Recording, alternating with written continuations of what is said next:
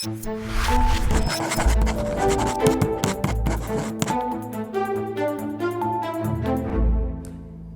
day it seems that there are multiple choice opportunities to select from when it comes to Trump's assault on norms, the rule of law, and self-enrichment among the litany of abuses.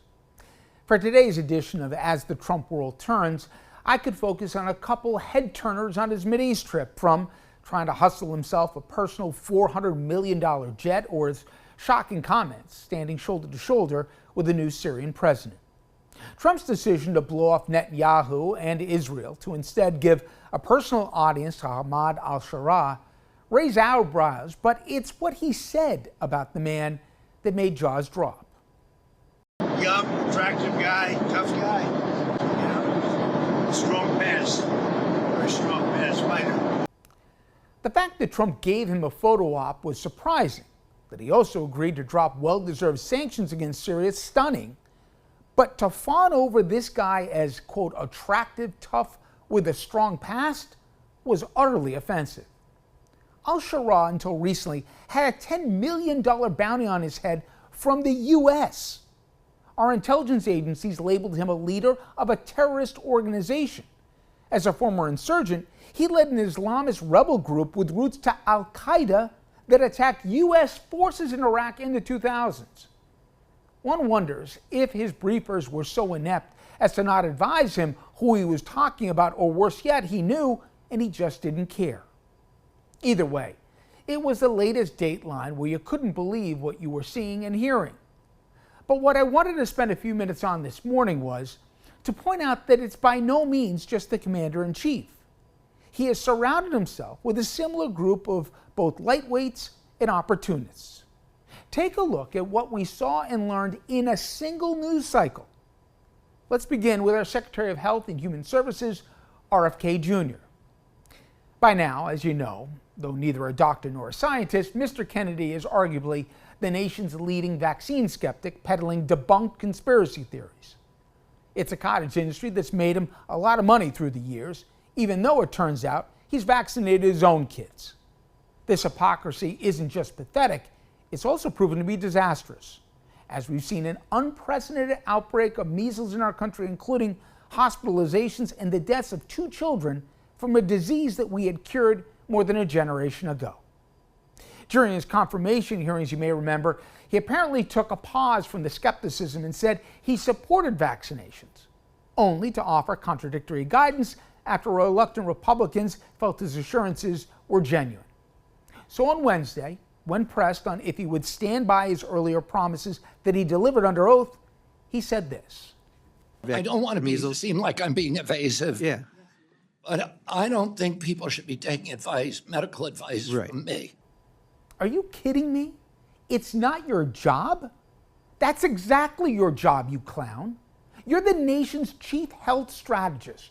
You're the representative voice for every health official at the federal, state, and local level. Guidance is your responsibility, and you swore to get your job that you would support the vaccines accepted by every respected global medical and scientific agency.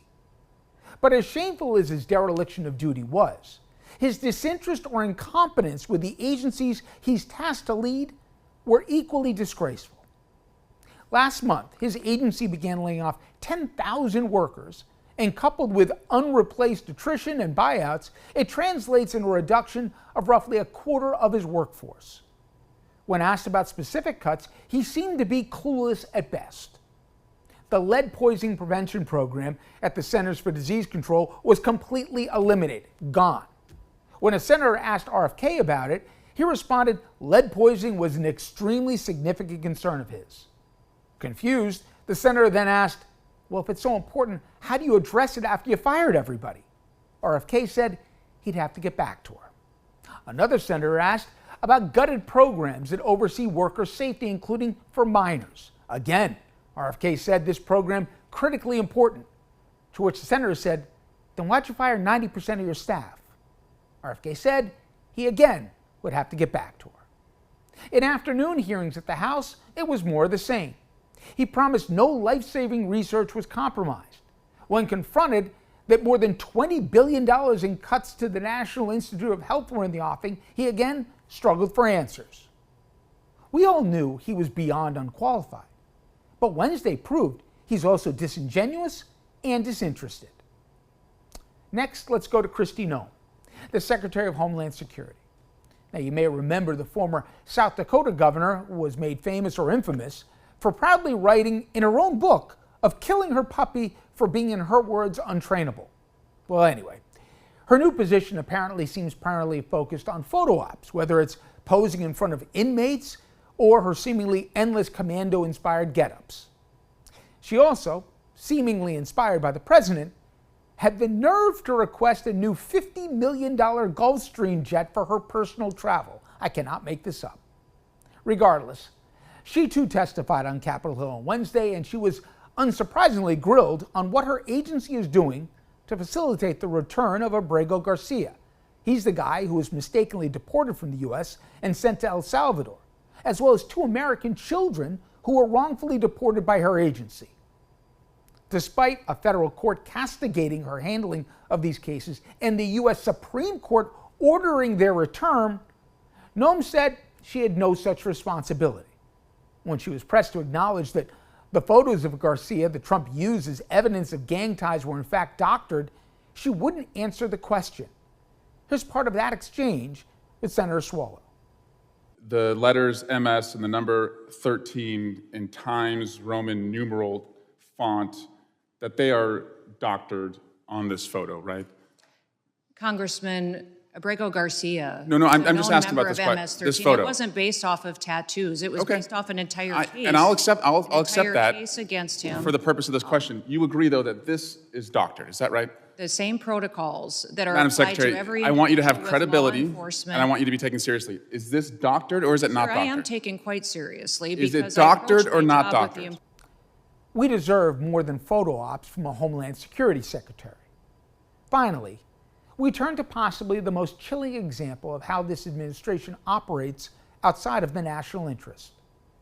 We learned, again on Wednesday, that Tulsi Gabbard, the Director of National Intelligence, fired 2 veteran intelligence officials because they produced intel that contradicted an inventive narrative made by Trump.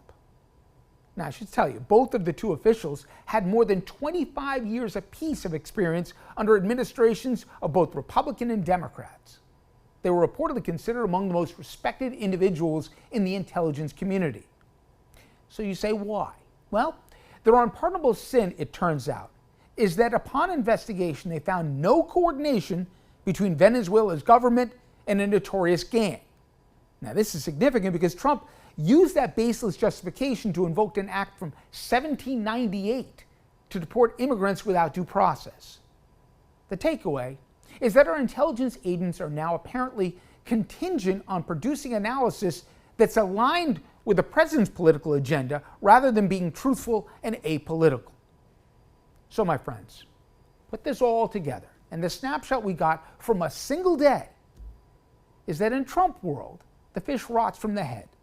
A man consumed with optics, not substance, who believes that the rule of law applies to others but not him, and that the government works for him and not the people, has found kindred spirits, or at least dutiful supplicants.